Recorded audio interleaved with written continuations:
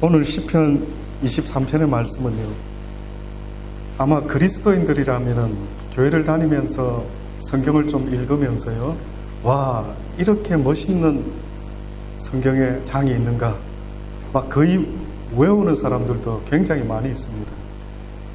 뿐만 아니라 그리스도인 10명 중에요, 실제 통계가 맞는지는 모르겠습니다만 9명 정도가, 10명 중에 9명 정도가 임종을 앞두고 있을 때 나에게 마지막으로 들려주십시오라고 하는 성경의 말씀이요, 바로 시편 23편의 말씀입니다. 뿐만 아니라 이 시편을 가지고 만들어진 찬양곡들도 얼마나 많은지 모릅니다. 초대교회에서는요, 어린아이들이 태어나면은 주는 나의 목자시다 라고 외치는 찬양을요 했다고 합니다. 8일 되어서 할례를 받을 때에도 또한 시편 23편의 찬양을 불렀다고 합니다. 이처럼 시편 23편의 찬양이 왜 이렇게 많은 사람들에게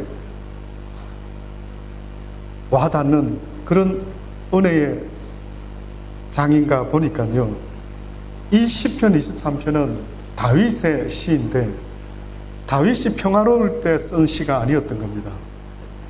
다시 말하면 이 험악한 우리의 인생을 살아갈 때에 누구나가 공감하는 내용이 있기 때문에요, 더욱더 와닿게 되는 겁니다. 어떤 학자는 말하기를 이 시가 아마 아들 압살롬에게 반역에 도망갔을 때에 아마 이 시를 쓰지 않았을까. 이 정도로 다윗이 모든 것을 다 갖추고 있을 때에 적었던 시가 아니라 너무나 힘들고 어려운 상황일 때에 이 시를 쓴 겁니다. 그러면서 그가 이렇게 썼던 것입니다. 여호와는 나의 목자시니 내가 부족함이 없으리로다. 여기 보면은 모든 단어가 내가, 나의, 우리라는 말이 없습니다. 우리라는 말. 그러니까 지극히 다윗은요, 하나님이 나와 무슨 관계인가 하는 것을 이야기를 하고 있었던 겁니다. 뜻밖에도 다윗은 자기는 양이요, 하나님은 목자시다, 이렇게 지금 말씀하고 있어요. 여러분, 이 세상에요, 양이라는 짐승이 어느 정도의 무능력한 짐승인 줄 아십니까? 아프리카의 TV의 동물의 왕국 같은 다큐를 보면은요, 아프리카의 들소나 초식 동물들은요, 초장을 따라서 움직입니다. 그래서 겨울이 오면 또 다른 곳으로 이동하고요. 그래서 늘 초식 동물들은 푸른 초장을 찾아 자기들이 알았어요. 도대체 어떤 텔레파시가 있는지는 몰라도, 어떤 레이더가 있는지 몰라도 하나님께서 많은 초식 동물들은 아주 알아서 생존할 수 있도록 그렇게 지었습니다. 근데 여러분, 그동안 알고 계셨는지 모르지만 양이라는 짐승은요, 아무것도 없는 짐승입니다. 그래서 심지어 어떤 학자는 뭐라고까지 말하냐면, 하나님이 이 땅에 양을 만든 이유는 너희의 존재가 바로 이와 같은 존재라는 것을 알려주시려고 이 땅에다가 양을 만들었다라고까지 말씀하더라고요. 일리가 있습니다. 왜냐하면 하나님께서 예수님을 뭐라고 표현했습니까? 이는 세상 죄를 지고 가는 하나님의 어린 양이다, 이렇게 이야기했어요. 저는 저희 아들들을 키우면서 부를 때에 양이라고 말하지는 않습니다. 저는 똥강아지라고 그렇게 표현을 합니다. 이 똥강아지들, 이렇게 저는 애칭으로 부르죠. 근데 뜻밖에도 하나님은 그의 독생자 예수 그리스도를 부르실 때에 나의 양이라고, 나의 어린 양이라고 그렇게 말씀합니다. 그래서 그런지요, 예수님도 어린 양이라고 했지만 다윗도요, 나는 하나님의 양이다라고 그렇게 말했던 것입니다. 결국은 다윗은 이 시편을 통해서 무엇을 말하고 있느냐면, 내 인생에 있어서 나는 양과 같이 얼마나 한치 앞을 알지 못하는 그러한 연약한 존재라는 것을 인식했고요. 그래서 이 세상을 시작해 하신 나의 하나님이 선한 목자가 되어 내 인생을 그렇게 인도해 주셔야만 내가 살아갈 수 있다라는 것을 처절하게 어떻게 보면 고백한 시가 바로 이 시편 23편의 시입니다. 여호와는 나의 목자시라. 내가 그분이 아니면은 과연 어떻게 이 세상을 살아갈 수가 있을까? 어디가 푸른 초장인지, 어디가 실만한 물가인지, 어디가 악한 짐승이 없는 곳인지, 누가 나를 잡아 삼키려고 하는 놈인지 그 누구도, 그리고 그들로부터 나를 지켜주실 수 있는 분은 오직 여호와 하나님뿐이시라는 겁니다. 그가 나를 푸른 초장에 누이시며 실만한 물가로 인도하시는도다. 내 영혼을 소생시키시고 자기 이름을 위하여 의의 길로 인도하시는도다.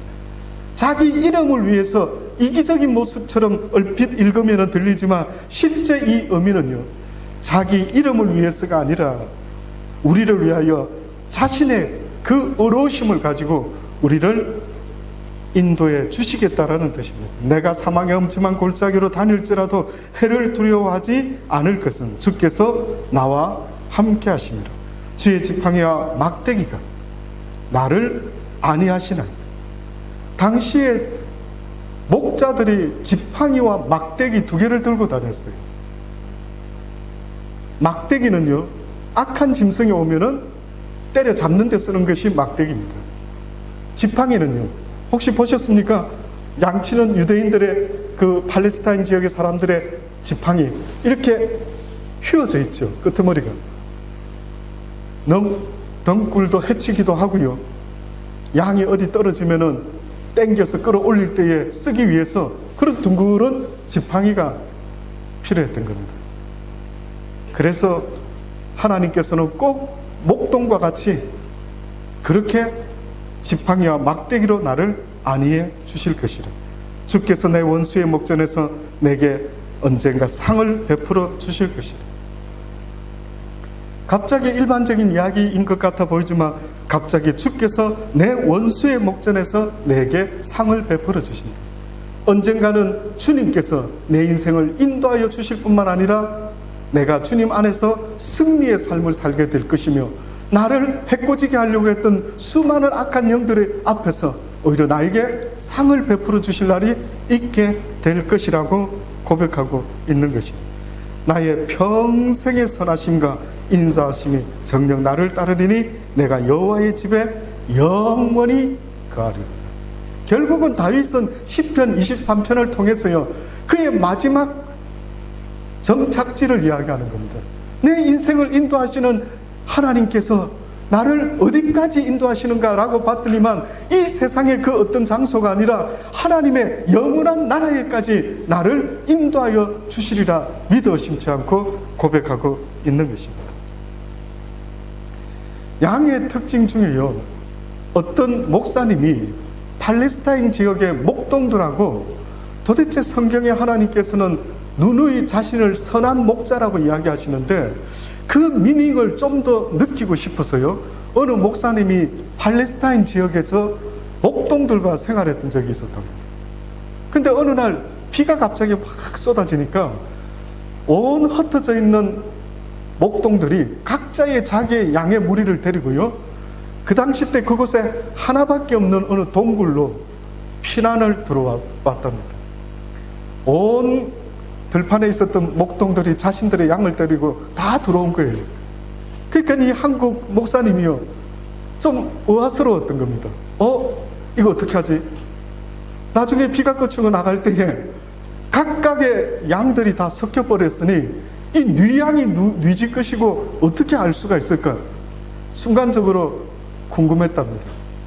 그래서 비가 그치고 이제 양들이 어떻게 나가나 보고 있는데요, 어떤 한 목자가 앞장을 서서 나가더랍니다. 그러면서 갑자기 노래를 부르기 시작하더래요. 근데 그 노래를 듣고요, 따라 나가는 양무리가 있더라는 겁니다. 신기하지 않습니까? 알고 계셨습니까? 별로 표정이 신기한 표정이 아니신 것 같았어요. 알고 계셨습니까? 놀랍습니다. 그렇죠? 아니 도대체가 그 무지한 짐승이요, IQ가 뭐가 얼마나 좋으면 그 목자의 소리를 듣고 노래소리를 듣고요, 걔네들이 우리 목자가 우리를 부르는가 보다 하고 쫙 따라서 나가더랍니다. 그래서 그분이요, 와, 도대체 이 양이라는 짐승은 어떤 짐승이지? 어떻게 가진 것은 아무것도 없는데 딱 하나 목자의 음성을 들을 수 있는 그 귀 하나로 그들은 이 세상을 살아가는 동물이구나 알았다. 양은 심지어요, 살이 찌고 통통하면 자칫하면 한 번씩 넘어진답니다. 넘어져가지고 일어나지를 못한대요. 그러다 보면은 결국 짐승에게 잡히기도 하고요, 몸에 가스가 생긴답니다. 그래서 죽어버린대요. 근데 누군가가 이렇게 세워주지 않으면 살아갈 수도 없는 그런 존재가 양이랍니다. 그런데 지금 여러분, 다윗이라고 하는 하나님의 마음에 합한 이 분이 이 시를 지금 고백하고 있는 겁니다. 나라는 존재가 바로 양과 같은 존재라고. 여러분이 이 세상을 시작했습니까? 저는 제가 이 세상에 태어나고 싶어서 태어난 기억이 없습니다. 저는 대한민국 사람으로 이 집안의 막내 아들로 이 얼굴로 쌍꺼풀 없이 이렇게 태어나기를 원했던 적은요 결코 없었습니다. 그런데 제가 이 세상에 태어났더라고요. 그래서 이 세상을 살고 있는데 보니까요, 제가 아는 세상이 아닌 겁니다. 제가 뭐 자신만만하게 이 정도 세상이라면 내가 얼마든지 살아갈 수 있지 라고 장담할 수 있는 것이 하나도 없더라고요. 저는 결혼 전에도요, 어떻게 결혼해서 한 가장이 되어서 가족들을 먹여 살릴 수 있을까 상상할 수가 없었습니다. 그래서 저는 지금도요 기적 같아요. 지금도 내가 가족들을, 우리 이 아들 셋을 100kg 가까이 키워냈다라는 이 자체가요, 저 자신이 깜짝 놀랍니다. 이거 내가 했을까? 내가 어떻게 저 아이들을 저렇게 먹여가지고 저렇게 100kg 가까이 키울 수가 있었을까? 여러분, 제가 어떻게 했을 것 같습니까? 저는 상상이 안 됩니다. 과연 내가 키웠단 말인가 싶을 정도로요, 저는 세상에 대해서 알지 못합니다. 뿐만 아니라 저는요, 한 치 앞도 모릅니다. 저는 한 치 앞을 모릅니다. 호주에서 사는 것이 행복인지, 한국이 더 나을지. 어떤 사람은 호주에 유학생으로 왔는데요, 몇 년 전이죠, 교통사고로 죽었습니다. 한국에서 부모님이 와서요, 그 오열하고 애통해하는, 내 자식이 좋은 나라 호주에 가서 좀 좋은 걸 배우고 그래서 더 나은 삶을 살게 되기를 기대해서 그 아들을 유학 보냈는데 그 아들이 호주에서 교통사고로 죽어버린 겁니다. 여러분, 그런 뉴스를 들을 때마다, 소식을 들을 때마다 여러분은 혹시 무슨 생각을 합니까? 저는 그럴 때마다 과연 어떻게 살아야 되지? 과연 어떻게 사는 게 좋은 거지? 또 어떻게 내 삶을 지키며 살아갈 수 있을까? 어떻게 교통사고 나지 아니하고 살 수 있을까? 어떻게 몸이 아프지 않고 살 수 있을까? 어떻게 좋은 음식을 식당에 가서 아주 건강한 음식을 시켜서 먹을 수 있을까? 여러분, 가만히 생각해 보면 여러분이요, 할 수 있는 것은 아무것도 없습니다. 아무것도 없습니다. 내 육신의 건강도, 내 생각조차도 어느 때는 내 마음대로 되지 않을 때가 얼마나 많이 있는지 모릅니다.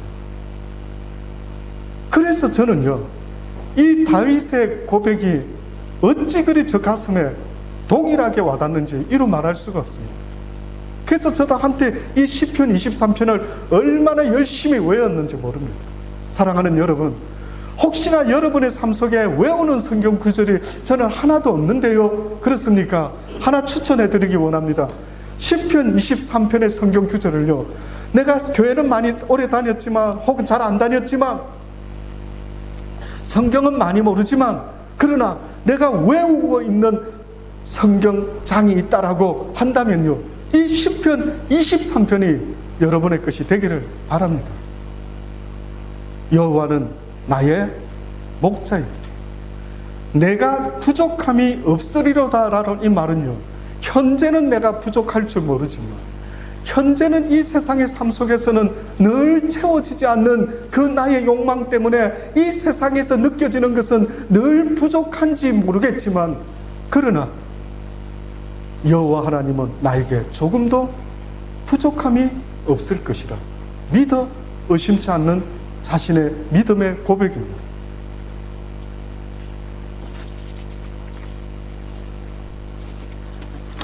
이러한 믿음을 가지고 살으신 많은 분들이 있습니다.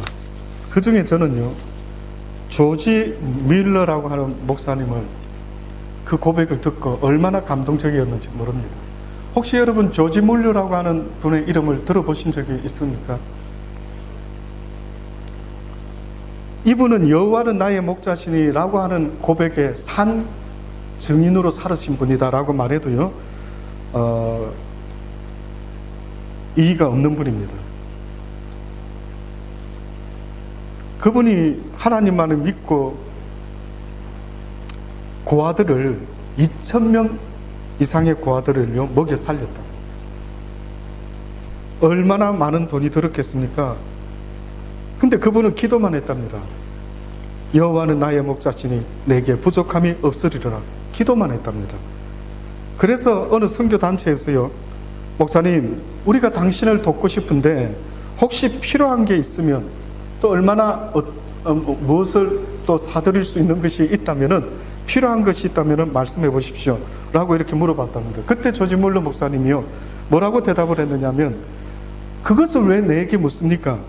하나님께 물으셔야 되지 않습니까? 나는 필요한 것은 하나님께만 구합니다. 당신도 하나님께 기도해 보세요. 얼마를 도우라고 하나님이 말씀하면 그것을 도우시면 됩니다.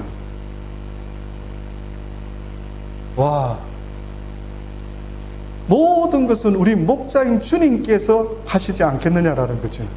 그 주님의 명령을 따르고 그 음성을 들으면 되지 않겠느냐라고, 그렇게 지금 조지 밀러 목사님이 말씀하는 겁니다. 조지 밀러 목사님이 원래는 이 고아원 사역을 하시기 전에 목회를 잠깐 하셨답니다. 목회를 잠깐 했는데 왜 갑자기 접어버렸는 줄 아십니까? 그분이 목회를 해보니까요, 성도들에게 여호와가 여러분의 목자가 되기를 바랍니다. 그래서 이 세상 살아나갈 때 그 어떠한 부족함도 없으신 그 하나님이 여러분을 날마다 먹이시고 입히실 뿐만 아니라 언젠가 영원한 하나님의 나라까지 우리를 인도하시는 목자가 되십니다. 이렇게 설교를 했답니다. 그랬더니만 사람들이요, 그 설교를 머리로는 듣고 있는데 실제 어려움이 생기면은 날마다 세상적인 물질을 구하고 날마다 세상적인 어떤 것들을 하나님께 달라고 그분이 내 선한 목자이기 때문에 당연히 알아서 나를 실만한 물가로 푸른 초장으로 인도하신다라고 믿어 의심치 않는 믿음은 전혀 없고, 날마다 불안해하며 날마다 걱정되며, 인간의 모습이 그렇다라는 겁니다. 여러분, 사람이요, 짐승들은 혹시 여러분 과식하는 짐승 보셨습니까? 들어봤습니까? 혹시 짐승이 푸른 초장에 풀을 너무 뜯어먹다가 체했다라는 거 혹시 들어보신 적 있습니까? 못 들어보셨죠? 짐승이 소화제가 필요할 정도의 얘 지금 탈이 났습니다. 근데 과식했네요. 아마 그런 거 못 들어보셨을 거예요. 그런데 인간은요, 한 70% 정도 되면 충분한데도요, 풀로 채웁니다. 왜 그럴까요? 인간은 이상하게요, 지금 먹은 양이 충분한데 이상하게 좀 더 먹을까 하는 이런 마음이 생긴답니다. 혹시 그게 왜 그런지 아십니까? 어느 의사가 하는 말이요, 인간은 미래에 대한 불확실성 때문에 그렇게 먹는답니다. 다시 말하면 지금 내가 안 먹으면 혹시 또 이걸 언제 먹을 수 있지? 이런 생각이 든다라는 거예요. 공감이 되십니까? 와, 세상에 그런 조사를 했더라고요. 그래서 인간이라는 존재가 적당히 먹어서 그냥 enough 이렇게 끝내야 되는데, 요거 조금 더 먹어야지, 조금 더 먹어야지. 그 속에는요, 이것도 언제 먹을 수 있을까? 이런 불안 때문에라는 거예요. 그러니 그 조지 물러 목사님이 교인들에게 여호와는 나의 목자십니다. 그러니 여러분 무엇을 먹을까 마실까 너무 걱정하지 마시고 하나님의 인도하심에 늘 귀 기울이며 주어진 것에 만족하며 선하신 하나님의 뜻을 바라보며 나아가십시다. 이렇게 설교를 외쳤는데 그 누구도 그 이야기를 귀담아 듣지 않더랍니다. 그래서 조지 물러 목사님이 목회를 처음에 좀 했던 모양인데 어느 날 결심하기를, 좋다, 당신들이 이 말을 믿지를 못한다면 내가 직접 한번 보여버리라. 내가 직접 그 하나님이 살아계심을 내가 증거해 보이리라. 이렇게 작정하시고요, 그 다음에 고아원을 시작하시게 됐습니다. 그래서 그 조지 물러 목사님은요, 늘 뭐가 부족하면 기도만 했답니다. 그래서 또 유명한 일화 아시죠? 어느 날 조지 물러 목사님이 보니까 겨울에 아이들이 빵이 다 떨어졌더라고요. 아침을 줘야 되는데. 조지 물러 목사님이 기도하기 시작하십니다. 하나님, 오늘 아이들에게 먹일 빵이 없습니다. 어떻게 하면 좋습니까? 기도를 하고 이제 끝냈는데 조금 있다가 대문을 두들기에 누가 나가봤습니다. 그랬더니만요, 혹시 여기 빵 필요하지 않습니까? 온 거예요. 그 무슨 이유인가 들어보니까 어떤 트럭이, 빵 트럭이요, 그 고아원 앞을 지나가다가 갑자기 고장이 나버린 겁니다. 그래가지고 이 빵을 제때 배달을 해야 되는데 제때 배달할 수가 없게끔 되고 말았어요. 그래서 이 사람이 생각을 한 게 보니까 아마 주위에 고아원이 있다는 걸 들은 모양이죠. 그래서 이 빵을 어차피 제대로 전달을 못할 바에 이 빵을 제때 누군가에게 주자라고 생각해가지고요, 세상에 고아원 문을 두들겼던 겁니다. 이것이 바로 기도하는 여호와는 나의 목자시니 내게 부족함이 조금도 없다라고 고백했던 바로 그 다윗의 믿음의 고백과 같은 것입니다. 왜 우리는 절대적으로요 이것을 믿어야만 될까? 로마서 8장 28절로 보면 우리가 알거니와 하나님을 사랑하는 자 그 뜻대로 부르심을 입은 자들에게는 모든 것이 협력하여 선을 이루리라. 비록 빵이 배달되지 않고 굶어서 죽는다 할지라도, 거지 나사로가 부자 대문 앞에서 굶어서 죽는다 할지라도 그가 죽어서 아브라함의 품에 안길 수 있었던 것처럼 모든 것은 우리의 판단과 우리의 생각대로만 되는 것이 아닙니다.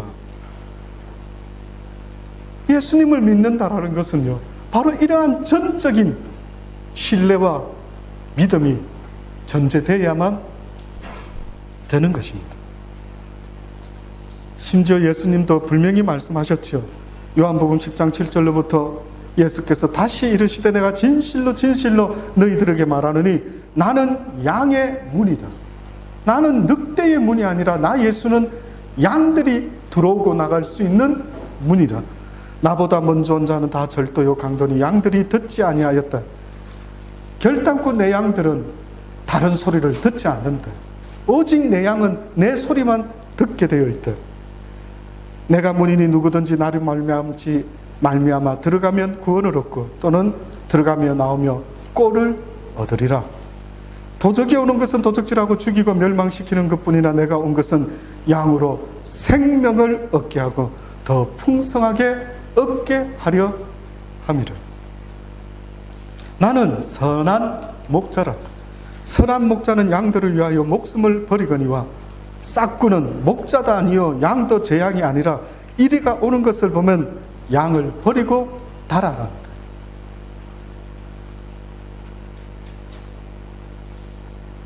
나는 선한 목자라. 내가 내 양을 알고 양도 나를 아는 것이 아버지께서 나를 아시고 내가 아버지를 아는 것 같으니 나는 양을 위하여 목숨을 버리노라. 또 이 우리에 들지 아니한 다른 양들이 내게 있어 내가 인도하여야 할 터이니 저희도 내 음성을 듣고 한 무리가 되어 한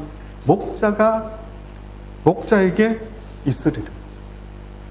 하나님의 뜻은요, 우리 모두가 그분의 우리 안에 들어오기를 간절히 원하시는 것입니다. 사랑하는 여러분, 예수 그리스도의 음성에 귀를 기울이실 수 있게 되기를 원합니다. 들리십니까? 듣고 있으십니까?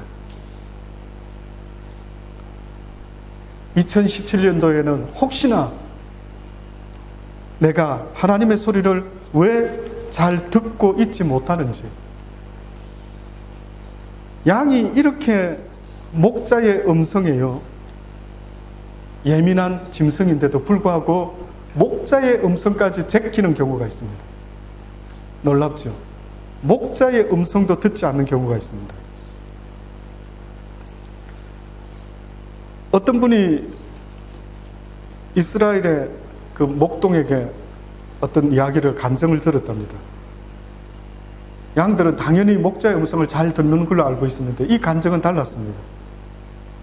어느 날 어느 목동이요, 곳간에 깻묵을 보관하고 있었는데 그 헛간에 불이 붙었답니다. 그래서 깻묵이 타는 냄새가 얼마나 고소한지요. 불이 막 팍팍 타고 있는데도 양들이요, 깻묵 타는 냄새를 향해서요, 눈이 안 좋으니까 이게 불이 타서 자기가 죽을 줄도 모르고 달려든답니다. 깻묵에는 어마어마하게 약해요. 이 깻묵 냄새 약한 모양이에요. 이 이야기를 하면서요, 사랑하는 하나님의 양들이여, 주의하십시오.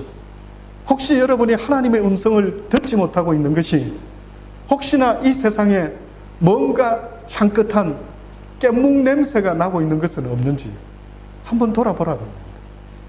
혹시나 내가 세상의 것에 너무 마음이 빼앗겨 있어서 하나님의 음성을 듣지 못하고 살아가고 있지는 않는지요. 여러분, 저와 여러분은 한치 앞을 알지 못합니다. 선하신 목자 되신 예수 그리스도의 인도함을 받으실 수 있는 2018년 더욱더 가까이 주의 음성을 듣고 따를 수 있는 저와 여러분의 삶이 되기를 간절히 주의 이름으로 축원합니다. 기도하십시오.